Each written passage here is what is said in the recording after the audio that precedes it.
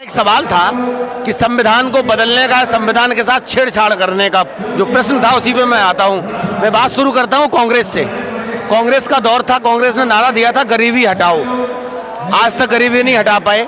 60 साल कांग्रेस ने सत्ता में राज किया और आज भी जो इंदिरा गांधी का नारा था गरीबी हटाओ, वही उनका पोता नारा दे रहा है कि हम गरीबी हटाएंगे। 60 साल जनता ने आपको मौका दिया, आपने गरीबी नहीं हटाई और वही मनवादियों की पार्टी कांग्रेस थी। अब दूसरी बात मैं आता हूं, देश की दूसरे नंबर की पार्टी बहुजन समाज पार्टी जिसने काशीराम के मंसूबों में पानी फेर दिया। जो दलित की बेटी थी वो दौलत की बेटी बन के रह गई। पूरा संविधान बचाने का जिसने बीड़ा उठाया था वो 20 करोड़ का हार पहनती है अपने जन्मदिन पे, 5 करोड़ में टिकट बांटती है, वो दलितों की चेहरा बनेगी। तीसरी पार्टी पे आता हूँ अखिलेश यादव की, जो पीडीए का फॉर्मूला चलाते हैं। पहले समाजवादी पार्टी की स्थापना करी, पहले बाप ने लूटा, फिर चाचा ने लूटा, पिताजी की अवस्था हो गई तो बेटे को सौंप दिया, बेटा उत्तर प्रदेश लूटेगा। आता हूँ आजाद समाज पार्टी पे। आपने कहा था कि मुझे ताकत दे दो, ताकत दे दी, तुम्हारा भी असर देख लेंगे 5 साल में तुम क्या करोगे जनता के लिए, देखने वाली बात होगी। बसपा को खत्म कर दिया आजाद समाज पार्टी ने, जनता ने मौका दिया, आपको सांसद चुन दिया। प्रदेश की जनता 2027 में भी मौका देगी। एक प्रश्न हमारा जी, बहुत अच्छी बात कर रहे हैं। बताइए बसपा अपने कैसे खत्म हुई, आप भी जानते हैं, हम भी जानते हैं। दलित की बेटी से दौलत की बेटी बनी। नहीं, बसपा का जो कैडर बोर्ड था, जैसे आज आप और हम आए, जमीनी कार्यकर्ता था, उसने पार्टी को खत्म बड़ा किया, पार्टी सत्ता में आई। और जो बाहर से दलाल आ गए बहन जी की सत्ता में, कोई दलाल नहीं आया। आरएसएस का सतीश मिश्रा पूरी बीएसपी को चलाता, उसने कैडर खत्म किया गया ना बसपा का। आरएसएस का सबसे महत्वपूर्ण नुमाइंदा बीएसपी में, उसके रिमोट कंट्रोल से मायावती चलती थी और यही कारण था कि आरएसएस ने बसपा को पूर्णतः समाप्त कर दिया। एक दौर वो था कि नहीं, कांसीराम साहब कहा करते थे मैं अपने समाज में नेता पैदा कर दूंगा। जब कांसीराम साहब का 2006 में परिनिर्वाण हुआ, उसके बाद बहन जी ने बाहर के दलालों को हायर कर दिया, जो समाज पे अत्याचार करते उनको लीडर बनाना शुरू कर दिया। इस बारे में आरएसएस ने अपने लीडर उसमें भेजे, बहन जी ने हायर करा, उन्होंने अपने भेजे।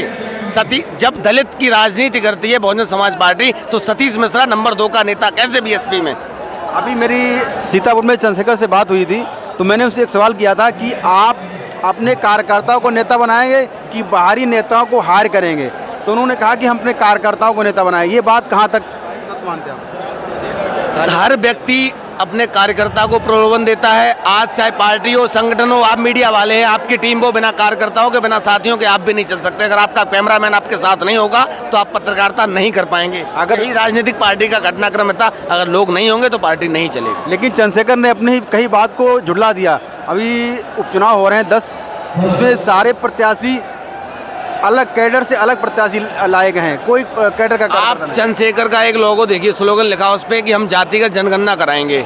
2022 का विधानसभा चुनाव था, अगर आपको ओबीसी और एससी की इतनी चिंता थी तो अखिलेश यादव ने 3 सीटें आपको दी थी और 1 सीट की वजह से आपने गठबंधन तोड़ दिया था। अगर आपको 85% की राजनीति करनी थी तो छोड़ देते 1 सीट, 2 सीटों पर लड़ा देते अपने कैंडिडेट। 1 सीट की वजह से, चूंकि वो सीट जयंत चौधरी को अखिलेश यादव पहले ही दे चुके थे, अगर वो 1 सीट वापस लेते तो जयंत चौधरी से गठबंधन टूट रहा था। किस तरीके की बात करते हो आप? ये सब अपने अपने स्वार्थ के लिए राजनीति कर रहे हैं। दलित वोट बैंक को अब चंद्रशेखर के साथ अपने साथ जोड़ लेंगे, वो सांसद बन गए, कल को मुख्यमंत्री बन जाएंगे, हो सकता है प्रधानमंत्री बन जाए, लेकिन समाज का कभी भला नहीं होगा।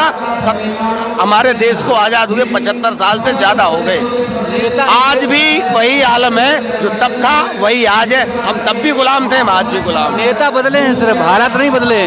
नेता बदलने से किसी के हालात नहीं बदलते और बहुजन समाज अपने हालात बदलना चाहता है। नेता बदलने से, जैसे मायावती जी थी, अब चंद्रशेखर आजाद पे लोग दाव लगा रहे हैं, उम्मीदें जगा रहे हैं। कितना खरे उतरेंगे, पूत के पैर पालने में नजर आ जाते हैं। कुछ दिन बाद अभी 1 सांसद हैं, 2 होंगे, 3 होंगे, दिशा तय हो जाएगी। आने वाला वक्त बता देगा क्या होगा। चंद्रशेखर अक्सर कहते हैं मैं कांसीराम पार्टी हूँ, क्योंकि पार्टी में कांसीराम लगाते हैं। कांसीराम साहब ने समता और समानता की बात की थी और जात की बात कभी नहीं की, जात का अभ्यास नहीं किया कांसीराम साहब। लेकिन चंद्रशेखर ने अपने हर एक भाषण में कहा कि मैं चमार का बेटा हूँ, मैं चमार का बेटा हूँ। तो चंद्रशेखर, बसपा की स्थापना ही कांसीराम ने करी थी। देख एक जानकारी आपको नहीं होगी, मैं दे रहा हूँ। चंद्रशेखर हमेशा कहते हैं मैं चमार का बेटा हूँ, मैं चमार का बेटा हूँ। काशी राम जी के बारे में एक जानकारी अगर आपको होगी तो ठीक है, नहीं तो मैं दे रहा हूँ। काशी राम जी इटावा से सांसद चुनकर आए थे। इटावा ने उनको सांसद में पहुंचाया था, सांसद बनाकर पहुंचाया था। इटावा के लोगों से उनका बहुत निजी लगाव रहा है। मैं कांसीराम जी के लिए बहुत ही उनके लिए श्रद्धा सुमन करता हूं और ये कहना चाहता हूं कि कांसीराम जी के जो सपने थे उन सपनों पर ना ही मायावती जी खरी उतरी है, ना ही कोई बहुजन समाज का नेता खरा उतरा है। कांसीराम जी ने अपने समाज को आगे ले जाने के लिए बहुत अच्छे कार्य किए थे, लेकिन आज उनके नाम पर बहुजन समाज के जो नेता हैं वो अपनी अपनी जेबें भरने का काम कर रहे हैं और सिर्फ कंपनियां बनाने का काम कर रहे हैं। कांसीराम जी की आत्मा भी आज ऊपर होगी तो सुकून में नहीं होगी, क्योंकि उन्होंने खून और पसीने की मेहनत से पार्टी को खड़ा किया था। लेकिन मायावती जी हो चाहे सतीश मिश्रा हो, सब ने लुटिया डुबो दी। बहुजन समाज आज हताश और निराश खड़ा है, कोई नेता काम करने वाला नहीं है।